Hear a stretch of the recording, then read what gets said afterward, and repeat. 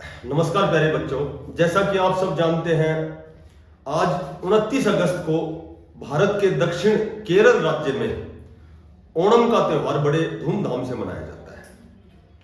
ओणम का जो त्यौहार है यह भाईचारे का प्रतीक है।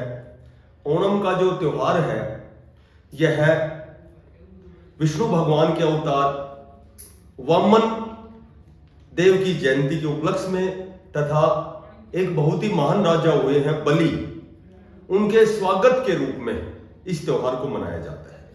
ओणम का त्योहार फसली उत्सव के रूप में मनाया जाता है। फसलों का आरंभ का प्रतीक है। ओणम का त्योहार एकता, समरसता और भाईचारे की भावना को प्रदर्शित करता है। यह सामाजिक और सांस्कृतिक एकता का प्रतीक है। इस त्योहार के उपलक्ष्य में सांस्कृतिक कार्यक्रम होते हैं, संगीत, गाना बजाना और परंपरागत खेलों का आयोजन होता है। इस त्योहार पर एक किंवदंती हम सुनते हैं। एक किंवदंती के अनुसार क्या हुआ था कि एक बार राजा, बहुत ही महान राजा हुआ है, राजा बलि, इन्होंने क्या किया कि अपने साहस और पराक्रम से स्वर्ग को जीत लिया। देवताओं में हड़कंप मच गया। तो क्या हुआ कि सभी देवता भगवान विष्णु के पास गए। भगवान विष्णु ने उन्हें रक्षा करने का वचन दिया। उन्होंने कहा कि मैं देव माता अदिति के यहाँ वामन देव के रूप में जन्म लूंगा, वहां मैं इस समस्या का समाधान करूंगा। हुआ क्या कि एक बार राजा महाबली गोदावरी नदी के समीप यज्ञ कर रहे थे। वहां भगवान वामन ने एक ब्राह्मण का वेश रख के, छोटे बच्चे का रूप धर के और उनके पास गए। अब चूंकि राजा महाबली बड़े दयालु थे, दानशीलता का गुण था उनमें, उन्होंने कहा कि आप ब्राह्मण हैं, दान के रूप में आपको क्या चाहिए, वरदान मांगो। वहां पर दैत्यों के गुरु शुक्राचार्य भी विद्यमान थे।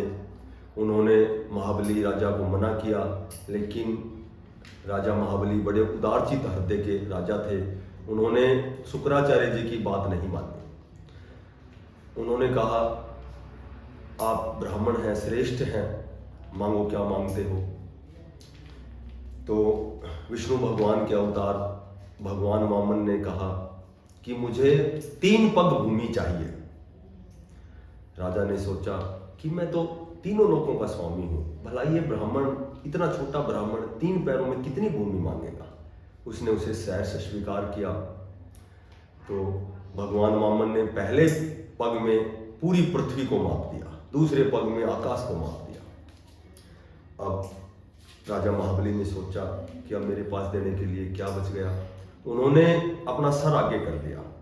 भगवान वामन ने उनके सर पर पैर रखा तीसरे पग में, तो वो पाताल लोक में समा गए। लेकिन उनकी दानशीलता, उदार हृदय से वो बड़े प्रसन्न हुए। उन्होंने कहा कि आपको पाताल का स्वामी बनाता हूं, और यहां तक कि 4 महीने अपने आप स्वयं को भी पाताल में निवास करने के बारे में बताया। तथा उनकी दानशीलता से प्रसन्न होकर उन्होंने कहा कि वर्ष में एक बार तुम पृथ्वी लोक पर आकर के अपने लोगों से मिल सकते हो। तो वही एक दिन का आना, उसी उपलक्ष्य में यह ओणम का त्योहार मनाया जाता है। ओणम का त्योहार भाईचारे और शुद्ध भावना का प्रतीक है, जो बड़ी धूमधाम से मनाया जाता है। इसमें क्या होता है कि पुष्पों की पंखुड़ियों से आंगन में वो रंगोलियां बनाई जाती हैं, और व्रत के आकार में सभी महिलाएं उसके चारों ओर नृत्य करती हैं। यह त्योहार 10 दिन तक चलता है। धन्यवाद।